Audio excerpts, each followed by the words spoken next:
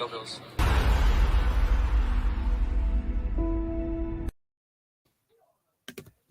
Yo, what's going on, Bills Mafia? Welcome back to Mafia Talk. It's your boy, Julian J. Mafia.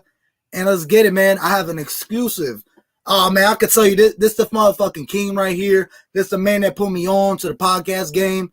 Man, if it wasn't for this man, y'all wouldn't have no Mafia Talk, man. So let me bring the king in. None other than JspenceTheKing. How you feeling, my brother? What's going on? You ain't gotta hype me like that, but I appreciate you, man. I'm with it, man. Fucking king, man. Hey. Hype yourself up, dog. Please, before we get started, please tell everybody how they can find you, man. How they can watch you. Hey, well, find me on Twitter at JspenceTheKing.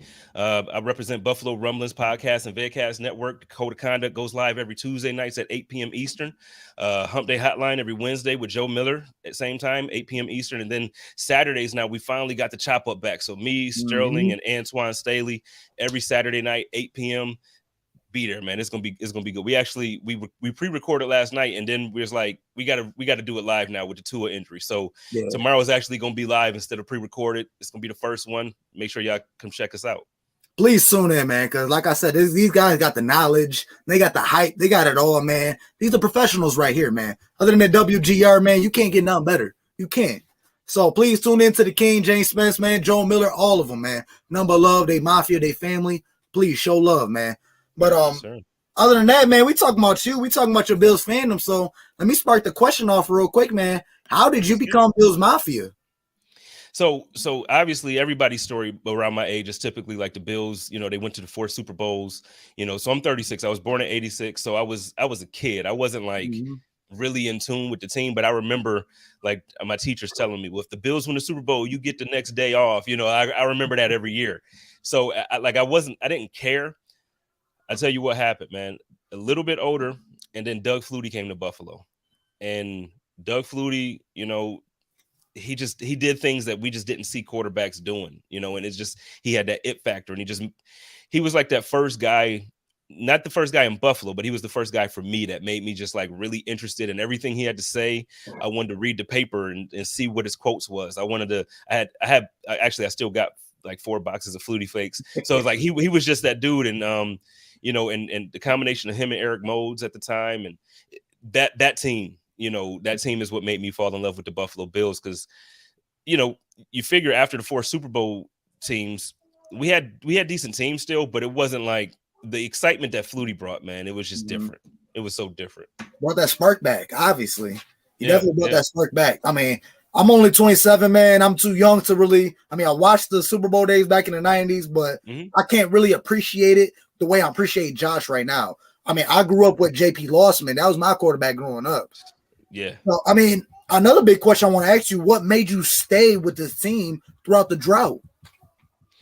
I feel like, I just think that's the personality and the character of the city of Buffalo. It's like, obviously you have some people that will be like, man, forget this. I'm gonna go be a Patriots fan. I know a couple of them.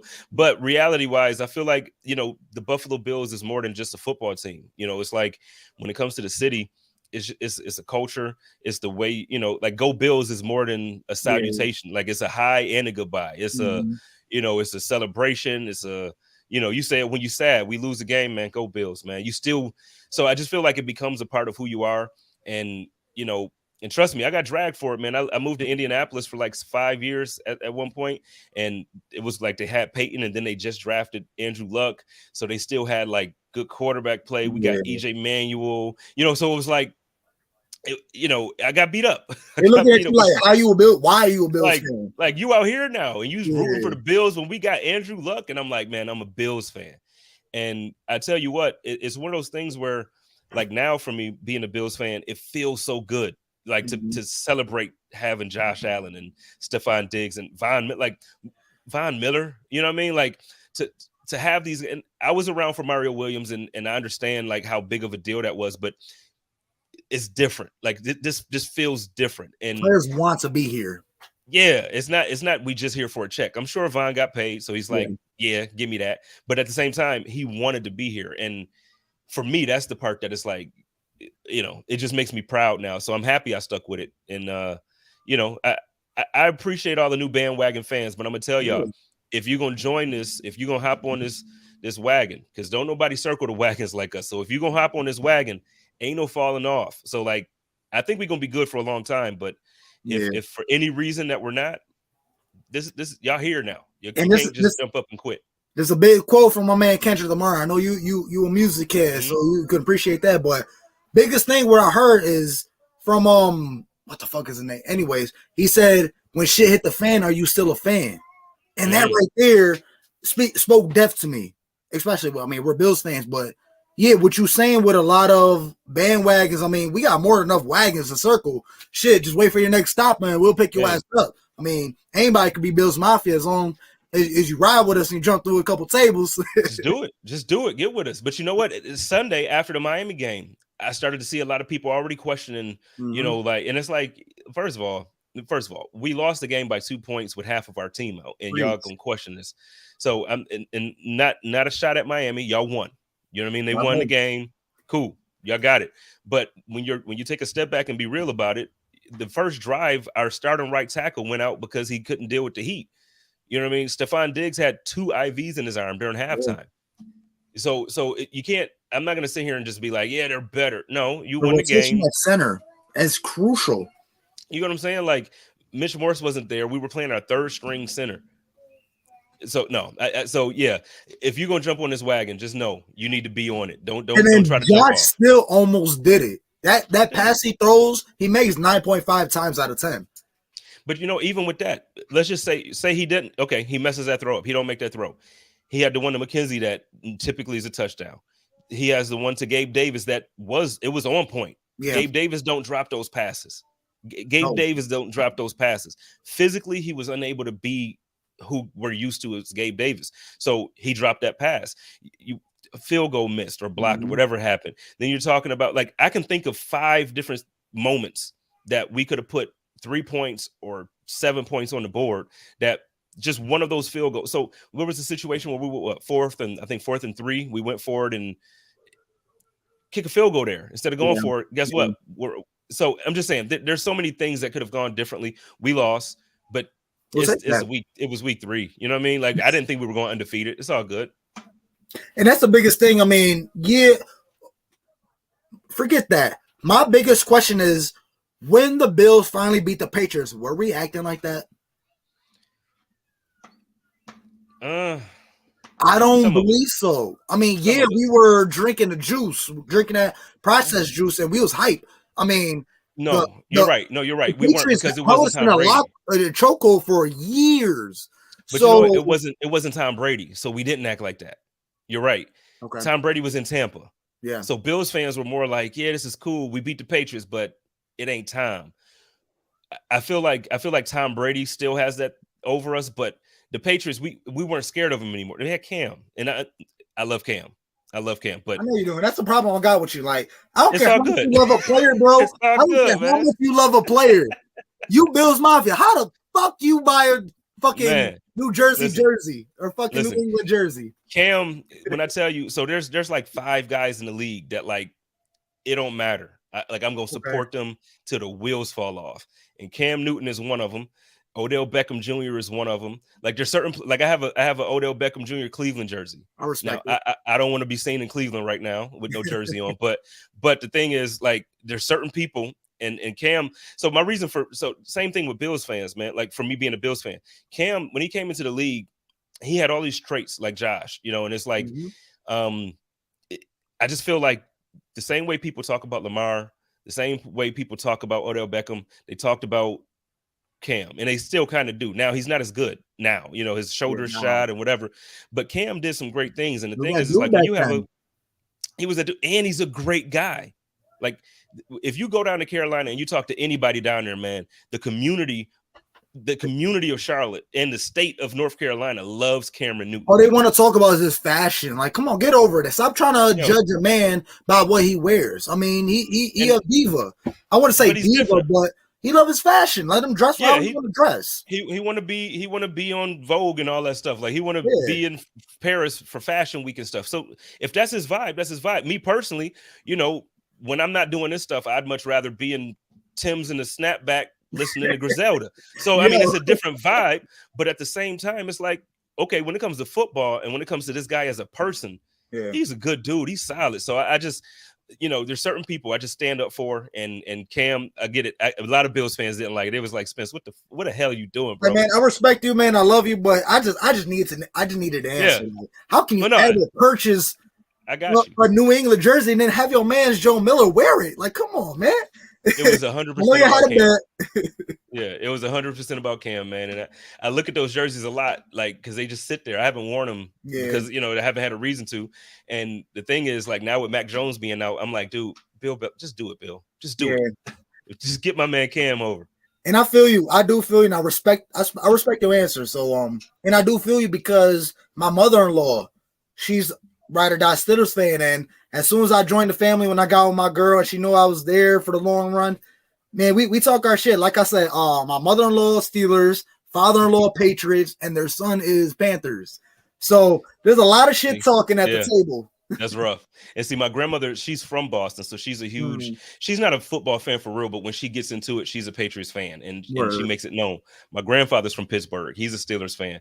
My uncle lives in Indianapolis still, so he's a Colts fan. Nice. So last year when we got smacked by Jonathan Taylor, I had to hear that shit, man. Like, I had to hear it. So yeah, it's smack talking, and so I get it, but like I said, it's just, for me, and the same thing with the NBA. Like, there's certain players where it's like, I'm a Laker fan. In Buffalo, we didn't have a basketball team. I was not about to be a Toronto fan. I was not about to be a Knicks fan. Damn sure wasn't about to be a Cavs fan. Yeah, Kobe, my man. Ride or die, man. RIP to the mama. Yes, sir. So same thing. Like, I'm a Laker fan, but there's certain players like right now, Ja Morant, man, that's my dude. I love Ja Morant. Yeah. He's taking over the league. I mean, I know Luka. I would say Luka is the star of the NBA. Can you agree with that? Yeah, he's next. I would say he's like I mean, there's still, I still think that, like, there's a time where it's the ending of LeBron and KD and Steph. So I think that those guys still got a stranglehold on, like, but the next is definitely those guys. Yeah, Ja Morant, like you mentioned, Luka. I think Luka actually, he might already be in the conversation with the LeBrons and those. Really? Matter of fact, every player loves him.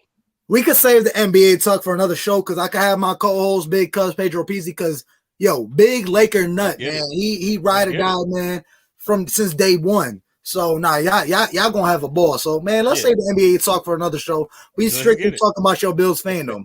So well, to touch base back on being fans of other teams, like I said, my mother-in-law, she's a Steelers fan. She bought me a Troy Polamalu jersey. I looked at that joint, I'm like, I will never wear it, but I love you. And Troy Polamalu is my favorite player of all time. Like, just is. So why wouldn't you wear it? I'm Bills Mafia. I can never. It's just something with me. I would. Man, that's just to look at it is good enough. I just can't put it on because I'm Bills Mafia. I can't put another team other than the red, white, and blue. I don't know. Maybe that's just different for me because, like I said, like, I'm Bills Mafia, and I think anybody who knows me, it's tatted on my arm, bro. Like, next time you see me, it's tatted on me. It's like, for instance, I live in Phoenix now. When I go to those games and the Cardinals are playing the Chiefs, I'm not gonna wear a Josh Allen jersey to that game. I throw in my Kyler Murray.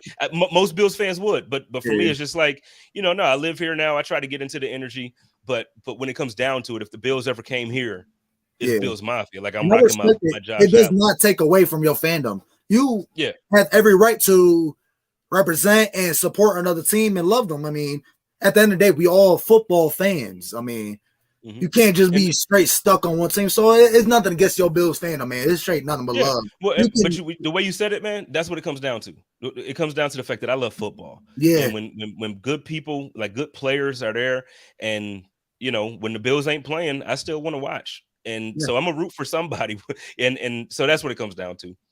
And to even put a stamp on that, is like with Tom Brady, a lot of Bills Mafia members have never really was able to appreciate the talent of Tom Brady because of our fandom and hate towards him. How, I mean, I would not be mad if he had a fucking pet Buffalo Zoo in his fucking mansion. He deserves it. I mean, I can't get mad. He can have like 20 buffaloes roaming around like I own every one because I own buffaloes. Like, I kind of understand because, that's what you did throughout your career. And as a fan, I feel like my fandom of the Bills took me away from the fandom of football because I didn't really get to appreciate greatness in the making, the GOAT doing what he does because I hate him so much. And that's what a lot of Bills Mafia members. So, but now that he's out of New England with Tampa, I'm able to appreciate that. Still fuck Tom Brady, but I can actually enjoy and watch him win. That's crazy. Well, see, so for me, I try as a football fan first. I did try to, like, obviously I was pissed off when we lost, but it was like, you know what? When you take a step back and you realize, like, this dude is, like, for instance, the year with Randy Moss, and like, I'm sure you remember the game that Randy came into Buffalo, and we don't even have to say it. Yeah. He, you know, I hated the game, but then at the same time, when you take a step back and it's like, yo, that was that's just greatness. Yeah. It's just greatness. And now I got to admit, man, since he is in Tampa, I know you said it's fuck Tom Brady, but for me, it's like his personality has shown so much. And when he was in New England, I feel like he was like a robot. They didn't talk in public much. And now he's cracking jokes. He's drunk at the Super Bowl and or Super Bowl parade. And it's like, this Tom Brady seems like somebody I would really be like, yo, let's go grab a drink. Like, so I like Tom Brady now, but I agree with you, man. I hated him for so long. I just watched a video of him reading back old tweets of like just people talking shit about him.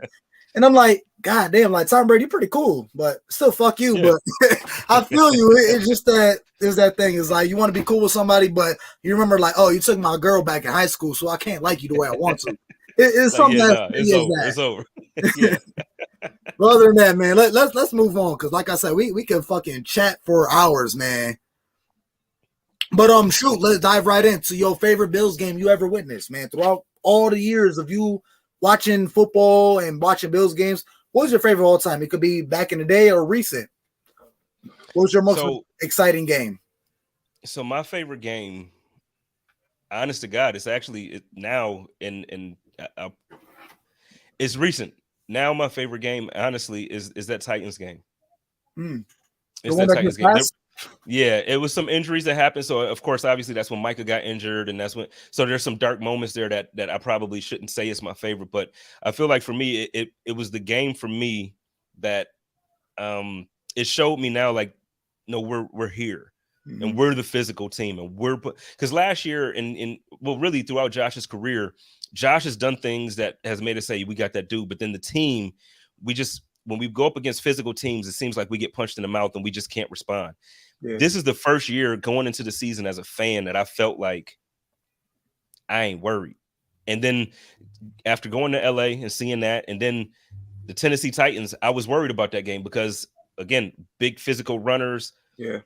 We did it. So as far as recency, that would be it. If it wasn't that, I'm going to say my favorite game, it was another Tennessee game.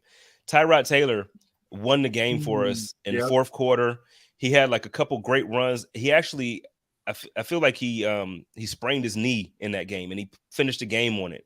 And I'm just a huge Tyrod fan. And it's not one of the games that go down in history. It's not the greatest comeback. It's not, like there's games that people would be like, really, dude, for me as a Bills fan, after EJ Manuel and after JP Lossman and after Trent Edwards and that, like a laundry list of other quarterbacks. It felt great to see a quarterback put the team on his back and win it. Now, he didn't do that consistently, but that game and that moment, man, Tyrod, man, all love and respect to my man Tyrod Taylor. Love Tyrod. Absolutely, man. Big ups to Tyrod. He got us through that drought. Finally, I mean, we got a little help by the Bengals, and we got a little, I'm not going to say help, but they looked out for us again. This past Thursday, they put the beat up in. Honestly, man, we're Bills Mafia. Fuck the Dolphins and fuck Tua. He sucked. But as football fans, we still got to show respect and love. Prayers to Tua, his family, and the Dolphins organization. Man, honestly, the organization themselves, man, they've been handling that situation poorly. I would just leave it at that, poorly. They definitely need to look out for the players a lot better. I mean, we seen when Matt Milano pushed him, put him on his back, and the way he stood up and stumbling. Right then and there, if that was Josh, if that was our own kid in Little League, pack it up. Take your pads off. You're not stepping foot on the field. Whether it was back, neck, pussy, or crack. Don't matter. Homie hit the stanky leg. You know what I mean? He only hit the stanky leg in the middle of the field. And it's like, no, you don't let that dude get back in the game. And I get it. In years past, before the NFL had these all these regulations in place for concussion protocol, I get it. They used to sometimes, okay, I'm good, coach. I'm good. How many fingers you got up? 2. Okay, you go ahead. I get that. But now it's 2022, about to be 2023. There's so much investment by the NFL into the technology and into the medicine necessary to see these things and to make sure we treat our players properly. There's no way I'm going to believe on any level. I don't care what any report says. I don't care if Jesus himself did the damn report. I'm not going to believe that this dude did not have any type of head injury that should have prevented, like he should not have been on that field. And then you turn around 4 days later and put him on the field again. Yeah. So now he has a second head injury. And now all of a sudden it's like 2 head injuries in 4 or 5 days. No, that's you're crossing that line towards death, like death and long term. Like, and it was another joint with the Chargers. Forgot his name, but I briefly read it. Where back into 2000, there was a Chargers player that suffered a concussion. He passed protocol. Everything looked good. Jumped back in the game. Everything was good. He jumped on a plane. As soon as he touches down and went with his family, the wife was talking about that he doesn't know his name. He's acting like he's brain dead. He doesn't know what's going on. Had to get rushed to the ER, and then come to find out he was suffering major brain trauma. And I mean, there's neurologists all over Twitter. I mean, Twitter doctors and professional doctors giving their statement. I mean, I forgot the dude's name, but talking about, I mean, as a professional doctor, talking about, oh, I would never put him in the field because of what we seen during the Bills. It doesn't even matter if it's head trauma or not. What we seen, we don't want to aggravate his head. And it comes out to the he said what, dehydration. Please correct me if I'm wrong, but the dude that a neurologist was talking about with dehydration takes away the coating of your brain because there's fluid surrounding your brain that cushions it. So when you're dehydrated, you lose that. So I mean, any whiplash or anything like that, you could still suffer concussion. You don't have to suffer necessarily brain hit or anything like that, but I don't know, man. They're professionals, the Dolphins, and Mike McDaniels. He said what he had to say. Says that they never seen any type of brain damage, anything like that. At the end of the day, man, we hope Tua's good.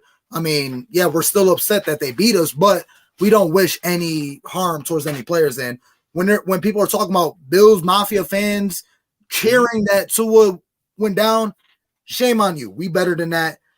I don't believe it, but I mean, I'm pretty sure there's still some selective fans. I've seen a couple. Yeah. I've seen a couple. So shame on you, man. We are better than that. We prove it multiple years with our donations. But man, besides that, man, nothing but prayers to Tua. And we're doing it again now. You know what I'm saying? Yeah. We're doing it again now. And just to piggyback off of your point right there, anybody that considers themselves and I'm not gatekeeping here, so like I'm not that dude to gatekeep, but anybody who considers themselves a member of Bills Mafia and you cheer an injury of a player for an opposing team, I don't care. Not just Tua, the Jets, the Patriots, the anybody in the NFL. If you're cheering an injury for another person, it has nothing to do with Bills Mafia. Shame on you, man. Like I have another way I would say that, but I'm being respectful to your show and also the platform. You rated R, bro. You say how you feel. You know what I mean? But it's like I just think it's so horrible. Like it's lame, and it's one of the lamest things that you can do. You know what I mean? And like I said, there's a way I would say that if we were standing on the corner and we was talking, me and you just chilling. Like there's a way I would say it that you would know how it's one of the lamest things you can do. And it just makes you look like one of the lowest people. So, you know what I mean? Don't be one of those people. Don't be one of those people. We wish Tua a speedy recovery. If anybody would like to make a donation to his foundation, please find me on my Twitter account. I posted it a couple times. Please make a donation. He has a great foundation that does a lot for less fortunate people down in Florida, which actually right now is going to be a great help with the hurricane that's happening. Yeah. So like if you're donating to Tua, it's also donating to the efforts of the hurricane relief. It's donating to efforts of people who aren't fortunate. So please just show some love. Please show some love. Absolutely, man.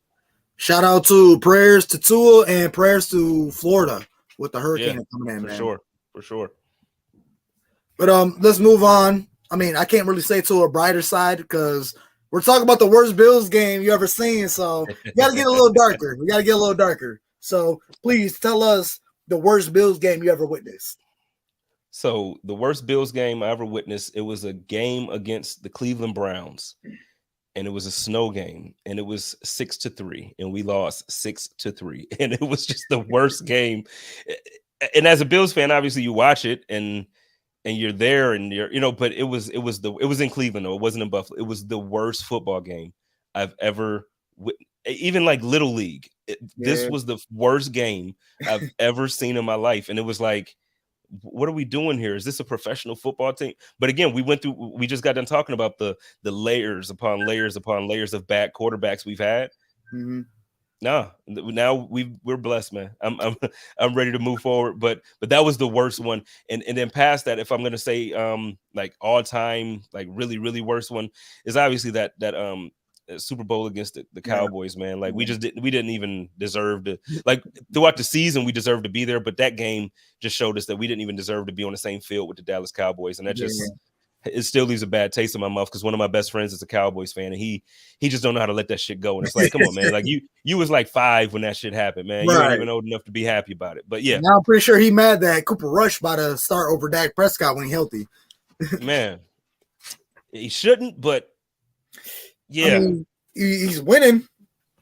He's winning, but they're winning because, so what they did was they actually simplified the offense for him, which is a good thing. And what happens is when you have a good quarterback like Dak, a lot of times they try to do too much. And the thing is, just do the same thing with Dak that you're doing with Rush.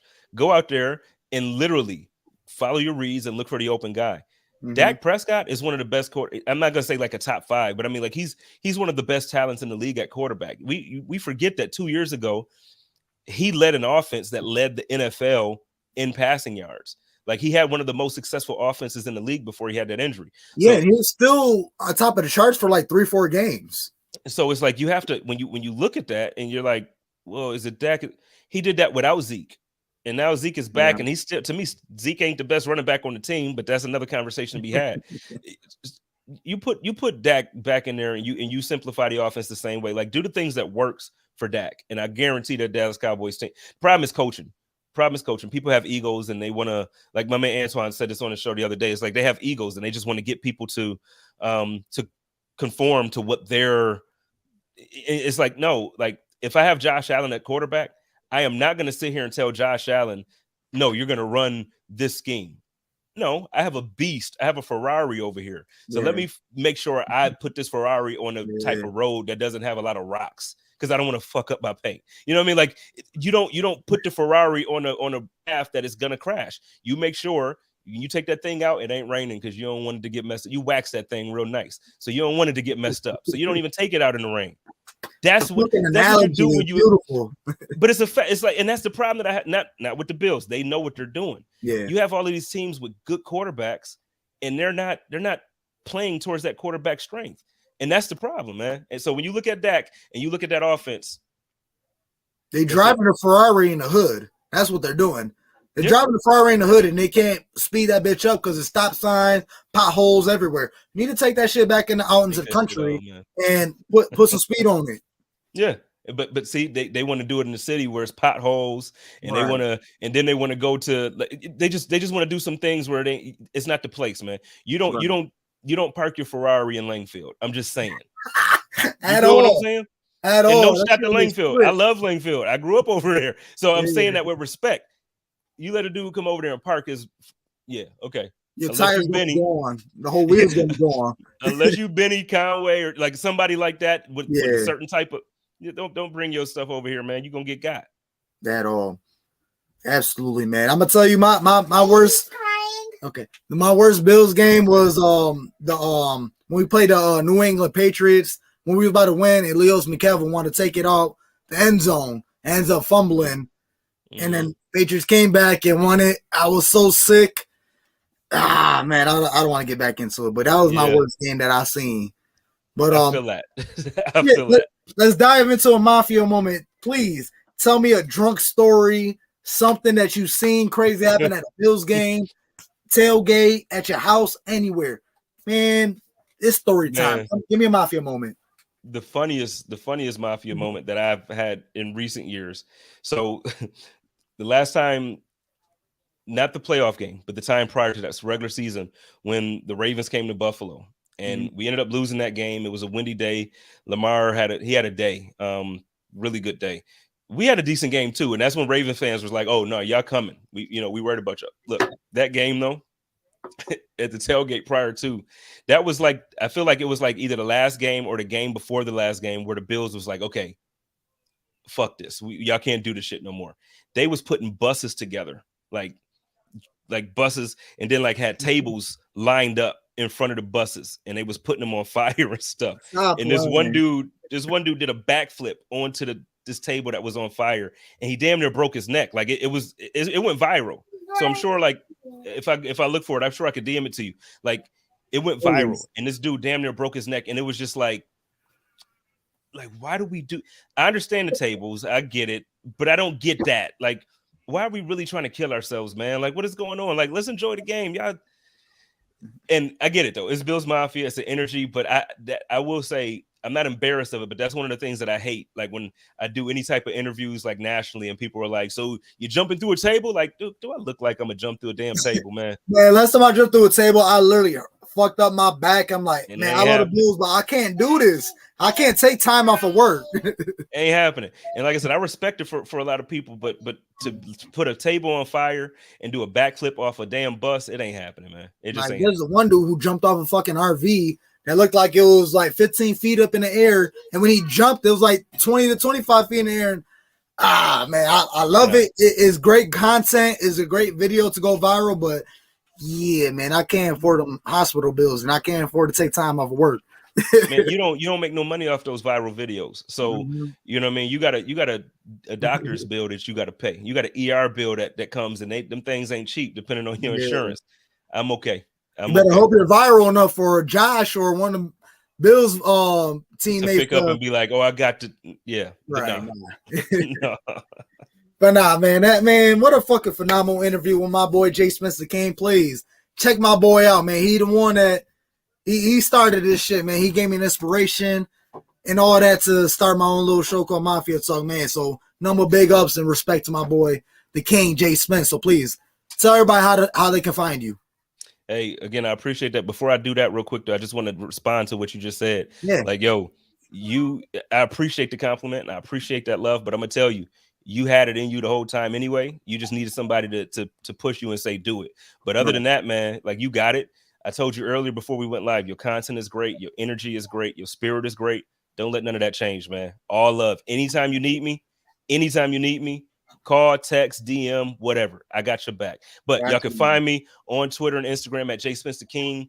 Like I said, the shows come on Tuesday, Wednesday, and Saturday night. Got some other things in the works as far as Buffalo Rumblers might be like taking more of a prominent role as far as the DraftKings side of things and all that stuff. So look out for all of the betting stuff that's coming soon too. We're gonna get into that. Please tune in.